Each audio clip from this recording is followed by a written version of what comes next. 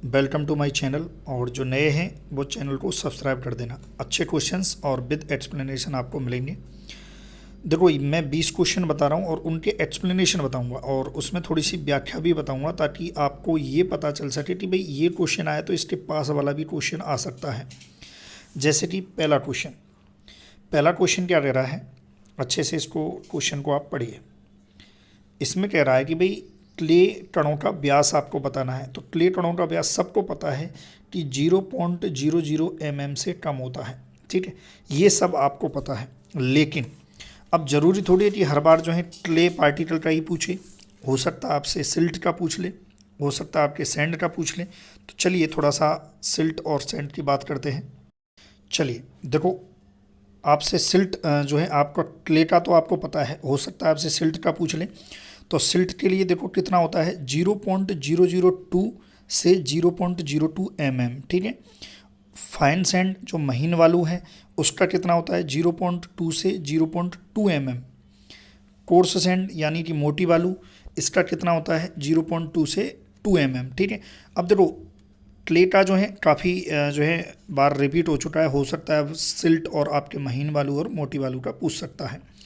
दूसरा clay soil में एक चीज़ याद रखना कि आपको पता हो तो जब आप टेक्सचर क्लासिफिकेशन हम पढ़ते हैं, जो मृदा जो टड़ हैं उनका जो मृदाओं का जो क्लासिफिकेशन टड़ के आधार पर पढ़ते हैं, वहाँ आप देखते हैं कि सैंड और सिल्ट और क्ले, इन तीन मृदाओं के आधार पर, इन टड़ों के आधार पर जो है हम 12 ऑर्डर पढ़ते हैं।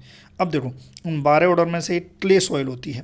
तो क्ले सॉइल में कई बार पूछ लिया जाता है कि जो सैंड है उसका परसेंटेज लगभग कितना होता है, 0 से 40, सिल्ट का 0 से 40 और क्ले कितनी होती है, 40 से 60%। तो ये थोड़ा सा याद रखना कि भाई क्ले सॉइल में क्ले पार्टिकल्स का परसेंटेज कितना होता है, ठीक है, ये आपसे पूछा जा सकता है। अब आइए क्वेश्चन नंबर 2 पर।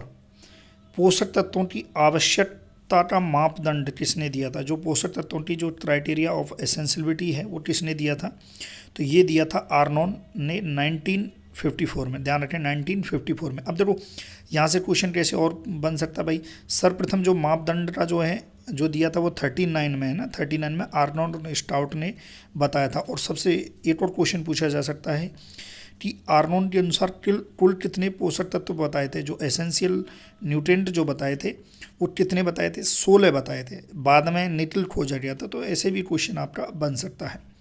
जो नए विद्यार्थी हैं चैनल को सब्सक्राइब जरूर कर देना और शेयर जरूर कर देना। अब अगला क्वेश्चन आप थोड़ा सा देखो। अगला क्वेश्चन कह रहा है कि मॉइस्चर डेफिसिट इंडेक्स यानी कि नमी कमी सूचकांक को ज्ञात करने का सूत्र क्या है। पहला तो आपको ये पता होना चाहिए कि सूत्र क्या है, फिर इसके बारे में मैं पूरी डिटेल आपको बताऊंगा। देखो सूत्र ये है। अब नमी कमी सूचकांक क्या है क्या नहीं है उसकी चर्चा करते हैं। देखिए जलवायु जो है, बात करें जलवायु वर्गीकरण है ना। अब देखो जो अभी जो हमने देखा, जो आपका नमी कमी सूचकांक जो मॉइस्चर डेफिसिट इंडेक्स है वो एक्चुअली क्या है, जब जलवायु का जो वर्गीकरण करते हैं, तो जलवायु का जब वर्गीकरण करते हैं, क्लाइमेट का जब वर्गीकरण पढ़ते हैं, जब आपने देखा होगा कॉपेन ने दिया था, ट्रिवार्था ने भी दिया था, थॉर्नथवेट ने भी दिया था। इसी प्रकार से एक क्लासिफिकेशन और होता है जो क्या है, MDI के अनुसार, जो आपका नमी कमी सूचकांक के अनुसार। इसका फॉर्मूला क्या होता है, ये जो अभी मैंने बताया। अब इसमें जो P है, P देखो P क्या होती है, वार्षिक वर्षा होती है, और ये क्या होता है, प्रभावशीलता की वर्षा, प्रेसिपिटेशन ऑफ इफेक्टिवनेस, और ये आपकी वार्षिक वर्षा होती है, ठीक है, ये याद रखना। तो ये किसने दिया था भाई, मतलब ये इसका आधार क्या है, मतलब MDI क्या है, तो यह एक जलवायु वर्गीकरण का प्रकार है। किसने जो है यूज किया था इसको, कृष्णन और सिंह ने इसको यूज किया था, इस अवधारणा को जो दिया था कि भाई हम जलवायु का वर्गीकरण MDI जो है इसके आधार पर भी हम दे सकते हैं। अब इसके आधार पर 5 से बताए गए हैं अर्ध शुष्क शुष्क, उसमें MDI का वो अपने काम का नहीं है, इम्पोर्टेंट यही है। चलिए अब देखो अगला क्वेश्चन देखते हैं। क्वेश्चन क्या है कि एक विधि जो पौधे के आकार, दिशा और विकास को नियंत्रित करती है वो क्या है। तो देखो यहाँ पर बात हो रही है आकार की, दिशा की और विकास को नियंत्रित करने की। तो माय डियर स्टूडेंट इसका आंसर आएगा ट्रेनिंग। जबकि प्रूनिंग क्या होती है, देखो दोनों में अंतर है, दोनों में बस इस चीज़ का अंतर है, उद्देश्य क्या है। जब आकार देने का उद्देश्य जब आप कटाई छटाई कर रहे हो तो वो ट्रेनिंग है। जब आप जो भी आपके वेस्टेज जो पार्ट हैं जो आपके ख़राब हो चुका है, कोई किसी भाग में रोड लग चुका है, जब आप कटाई छटाई कर रहे हो वो प्रूनिंग होती है। पिंचिंग क्या होती है? पिंचिंग होती है सीड्स भाग को जो है हटा देना ताकि जो पार्श्व शाखाओं की वृद्धि हो सके। थिनिंग क्या होती है? थिनिंग होती है जैसे आपने कोई फसल बोई और बहुत ज़्यादा आपने सीड रेट यूज कर दी, तो सीड रेट यूज कर दी तो बहुत ज़्यादा आपने जो फसल है वो उठ के आ रही, तो उसमें आप क्या करते हो, जो अतिरिक्त पौधे होते हैं, अतिरिक्त पौधों को निकालने की जो क्रिया होती है वो आपकी थिनिंग होती है। ठीक है, अगला क्वेश्चन देखते हैं, क्वेश्चन नंबर 5। इससे संबंधित हम पूरी कंप्लीट चर्चा करेंगे। राजस्थान के किस जिले को जैविक खेती के लिए प्रथम जिला घोषित किया है? राजस्थान के किस जिले को किया भाई? डूंगरपुर को। अब इसकी थोड़ी सी थ्योरी देखते हैं। चलिए थ्योरी देखते हैं। 18 जनवरी 2016 को, अब देखो जब राज्य की बात करें तो सिक्किम राज्य को देश का पहला जैविक राज्य घोषित किया था। तो आपसे पूछा जा सकता है कि किस राज्य को देश का पहला जैविक राज्य घोषित किया था? तो सिक्किम राज्य को किया था। राजस्थान में मैं बता चुका हूँ कि पहला जैविक जिला क्या है? डूंगरपुर। ये भी लगभग 2016 के समथिंग में घोषित किया था। अब एक और वेरी इंपॉर्टेंट है जो करंट डेटा का आपके बन सकता है। प्रधानमंत्री जो आदर्श ग्राम योजना है, इसके तहत राजस्थान में जयपुर के पास, जयपुर के सटे हुए एक दादिया गांव का नाम क्या है? दादिया गांव। वहाँ एक राजस्थान का पहला जैविक गांव बनाया जाएगा। ये ध्यान रखना कि राजस्थान का जैविक गांव कहाँ बनाया जाएगा? दादिया गांव में बनाया जाएगा। हालांकि इंटरनेशनली यदि बात करें तो राजसमंद के जो एक घाटी गांव है उसको सर्टिफिकेशन मिल चुका है, लेकिन जैविक गांव जो बनाया जाएगा अभी रिसेंट में, वो आपके जयपुर से सटे दादिया गांव को बनाया जाएगा। देखो पहला जैविक गांव जयसमंद की घाटी, ये सर्टिफाइड हो चुका है। इस गांव को, जयसमंद की घाटी गांव को सर्टिफिकेशन मिल चुका है, लेकिन आपके जो जयपुर है ये बनाया जाएगा। अगला है नोट देखें। वर्ष 2018 में हुकुमचंद पाटीदार जी, जिनका गांव क्या है? मानपुरा, जिला क्या है? झालावाड़, को कार्बनिक खेती के लिए पद्मश्री से सम्मानित किया गया है। तो ये भी अच्छा क्वेश्चन बनता है कि भाई पद्मश्री से राजस्थान के किनको जो है ऑर्गेनिक, सबसे बड़ी बात कार्बनिक खेती के लिए हुकुमचंद पाटीदार जी, जो कहाँ के हैं? मानपुरा। गांव क्या है? मानपुरा, और जिला क्या है? झालावाड़। ठीक है, अगला क्वेश्चन है पूसा डेलिशियस। अब देखो ये तो सबको पता है कि पूसा डेलिशियस जो है पपीता की होती है। अगला क्वेश्चन, क्वेश्चन नंबर 7। किस फल को गरीब आदमी का सेब कहते हैं? Very important. गरीब आदमी का सेब जो है वो अमरूद को कहते हैं। और यहाँ पर आपसे सेब की जगह ये कह देता कि गरीब आदमी का फल, तो गरीब आदमी का जो फल है वो बेर को कहते हैं। ये ध्यान रखना। कई बुकों में थोड़ा सा करेक्शन कर लेना, यदि आपके किसी भी बुक में थोड़ा दूसरा दे के रखा है तो करेक्शन कर लेना। गरीब आदमी का सेब अमरूद को कहते हैं। चलिए बहुत बढ़िया। तो ये आप चेक करें कि आपको इसमें से कितने क्वेश्चन बन रहे हैं। कमेंट ज़रूर कर लेना कि सर मेरे इतने क्वेश्चन इसमें से बने थे या मुझे आते थे। फलों का फटना एक समस्या है। बताइए फलों का फटना किसकी है भाई? सोच लिया आपने? तो अनार की समस्या है। फलों का फटना अनार की समस्या है। और किसकी समस्या है? नींबू की समस्या है, टमाटर की समस्या है, फलों का फटना। ध्यान रखें भाई। अगला क्वेश्चन है, मिट्टी के उपयोग के बिना वायु या धुंध वातावरण में पौधों को उड़ाने की प्रक्रिया को कहते हैं। अब देखो धुंध वातावरण में जो है ये कहते हैं एरोपोनिक्स। धीरे एरोपोनिक्स कहते हैं भाई। जैसे आपने पेड़ को एक आधार दे के टान दिया और वहाँ आपने एनवायरनमेंट ऐसा बना दिया, बिल्कुल मॉइस्ट एनवायरनमेंट बना दिया, तो एरोपोनिक्स होती है। हाइड्रोपोनिक्स आपको पता है कि जो जल में की जाती है। टेरोपोनिक्स क्या होती है? देखो टेरोपोनिक्स होती है जो आपके जैसे यान पर, मंगलयान या आपके चंद्रमा पर जो भी आपकी खेती की जाती है वो आपके टेरोपोनिक्स में आती है, क्योंकि इट सब आता है टेरा फार्मिंग। टेरो फार्मिंग आता है, या आप इसे कह सकते हैं टेरा फार्मिंग। टेरा फार्मिंग क्या होती है भाई? कि ऐसा इन्वायरमेंट बनाना चंद्रमा पर या आपके मंगल ग्रह पर, ताकि जो है वहाँ पर खेती की जा सकती है, वो आपके टेरा फार्मिंग है। चलिए अगला क्वेश्चन है, क्वेश्चन नंबर 11। गाजर में एक सामान्य दहेज विकार कौन सा है? गाजर का कौन सा भाई? 14। आपको पता हो तो फोर्टिन, फोर्टिन मतलब जो है इसको हम कहते हैं दो मुंह वाली गाजर, या दो मुंह वाला जो बिटार है इसको दो मुंह वाला भी बिटार कह सकते हैं, फोर्टिन। इसमें आपने देखा होगा दो ऐसे दो आधार वो निकल जाते हैं, नीचे से दो जड़ें पास पास ऐसे निकल जाती हैं।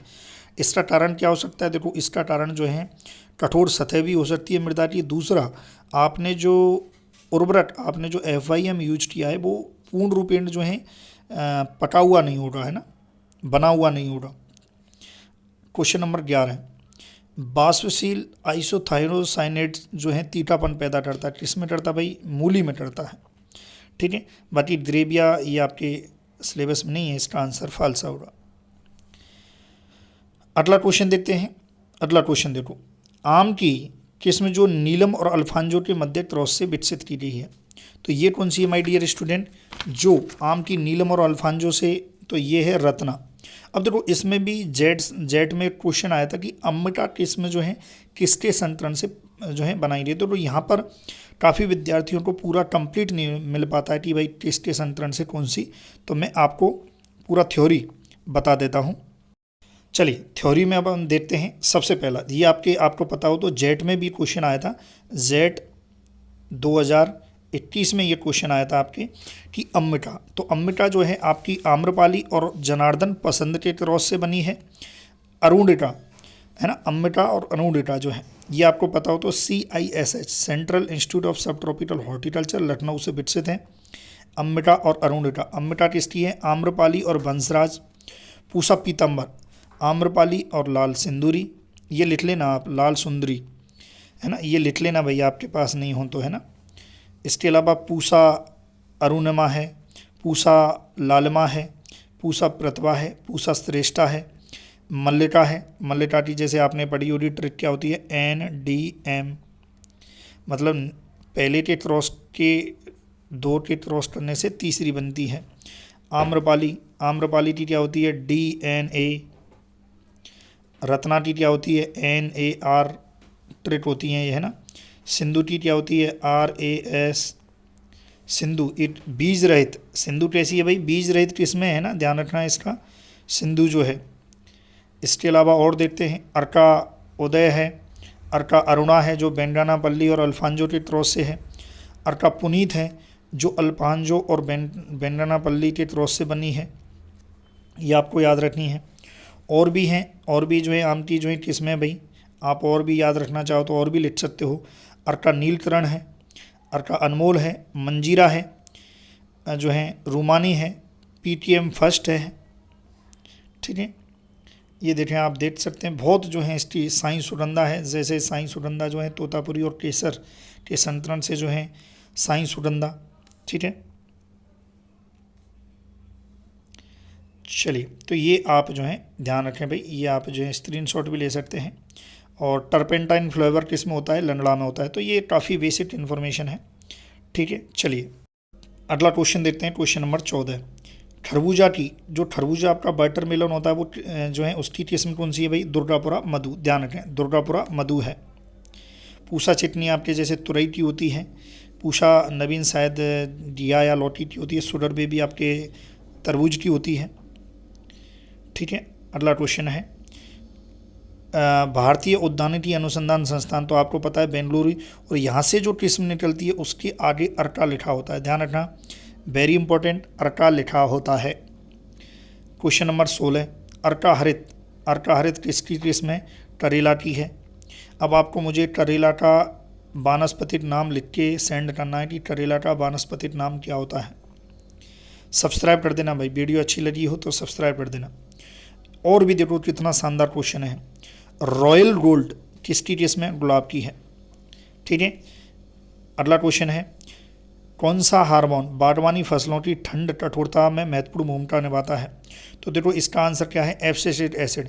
और आपको पता हो तो एब्सिसिक एसिड जो है, क्योंकि देखो ये एक स्ट्रेस हार्मोन है, यदि प्लांट जो है कुछ भी स्ट्रेस में आएगा तो ये हार्मोन सीक्रेट होगा। तो एब्सिसिक एसिड जो है एक स्ट्रेस हार्मोन है।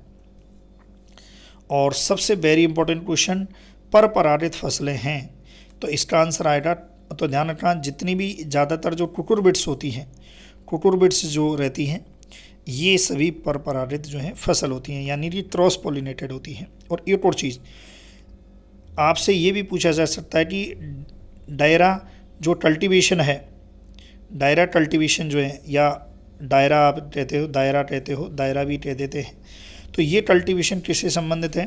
तो यह है कुकुरबिट्स से। जो आपके नदी पेटों के आसपास जो है, जो कद्दू वर्गीय जो सब्जियां लगाई जाती हैं, उसे दायरा कल्टीवेशन कहते हैं, ये आपको याद रखना है। तो माय डियर स्टूडेंट, ये आपके कंप्लीट जो है क्वेश्चन होते हैं। और टेलीग्राम चैनल जो है एग्री पावर जयपुर, इस टेलीग्राम चैनल को आप ज्वाइन कर लेना, वहाँ आपको कंप्लीट इन्फॉर्मेशन PDF सब कुछ आपको मिल जाएगा। ठीक है, वीडियो कैसी लगी? बहुत शानदार, ज़बरदस्त और लॉजिकल क्वेश्चन है। इसमें से कमेंट जरूर मुझे करना कि 19 क्वेश्चन में से आपको कितने क्वेश्चन आए हैं। बहुत ही शानदार ज़बरदस्त क्वेश्चन है, लॉजिकल है भाई, फालतू क्वेश्चन नहीं है। ठीक है, थैंक यू सो मच आपके सब्सक्राइब करने के लिए।